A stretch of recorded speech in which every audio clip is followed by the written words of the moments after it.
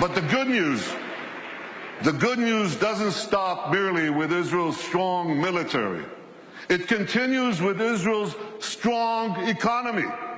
It's a tremendously strong economy. And I'll tell you, we made it stronger by moving Israel to free market principles, which unleashed the spark of genius embedded in our people into innovation, entrepreneurship. And there's a revolution taking place. This couldn't happen at the better time. Look at the 10 leading companies in 2006. 5 energy companies, one IT company, Microsoft. And a mere 10 years later, 2016, a blink of an eye in historical terms, it's completely reversed. 5 IT companies, 1 energy company left. The true wealth is in innovation. You know these companies, Apple, Google, Microsoft, Amazon, Facebook. Guess what? They all have research centers in Israel. All of them. Major research centers. And they're not alone. There are hundreds more. And there's a reason. Something is going on. It's a great change. You want to hear jargon? It's one sentence. This is a terrible sentence, but I have no other way to say it. It's the confluence of big data, connectivity, and artificial intelligence. Okay? Did you get that? You know what that does? It revolutionizes old industries, and it creates entirely new industries. So here's an old industry that Israel was always great in, agriculture. We're always good in agriculture.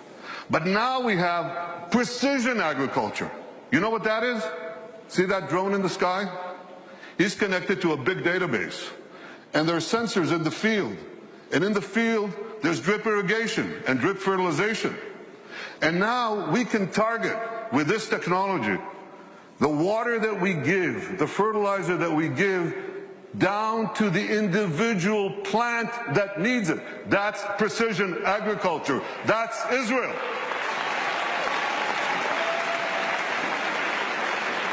Unbelievable. You know, we were always good in water. I want you to see how good we are. So we recycle almost 90% of our wastewater. The next country with less than 20% is Spain. You can see how Israel, what it does for water, what it does for the environment. So when you take these two things, agriculture and water, and the other technologies that we apply in both, we can change the world. We are. We are. I just heard about an African woman in Africa has to walk 8 hours a day to give water to her children. 4 hours one way to a well, 4 hours back. And a young Israeli company brought in this technology that improves on Moses. Remember Moses? He brought water from a rock. They bring water from thin air. They bring water to Africa, to millions of people in Africa. Israeli technology. And I was just recently in India. That's my friend, Prime Minister Narendra Modi. Great friend. I'm showing him cherry tomatoes. This is in Gujarat, India. This is Israeli technology. And what I heard there was fantastic.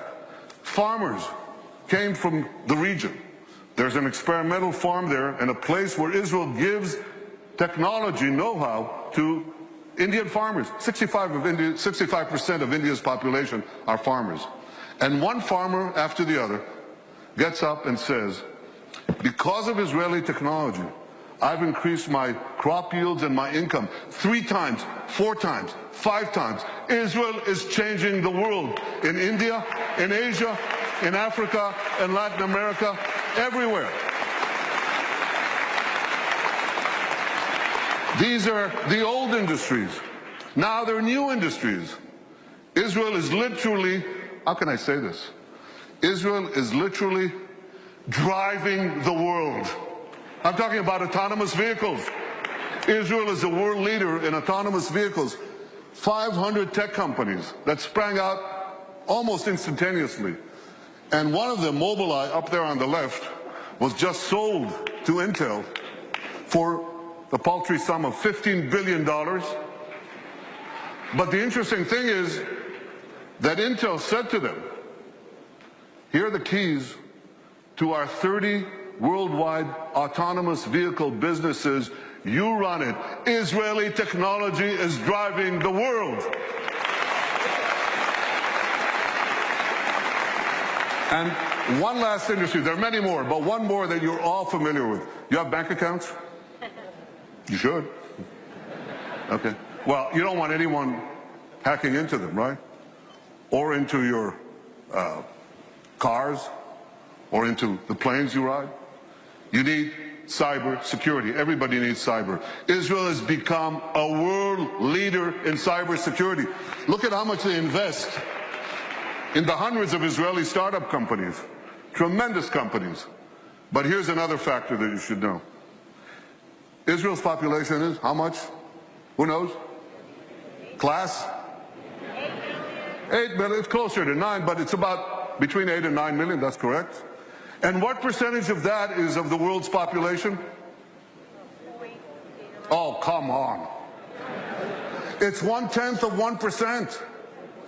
So what percentage do we get of the world global investment in cybersecurity, in private investment in cybersecurity? We're 1/10 of 1% of the world's population, and we get a whopping 20% of global private investment in cyber. We're punching 200 times above our weight. Not 2 times, not 10 times, not 100 times, 200 times above our weight. That's one heck of a punch. Very strong.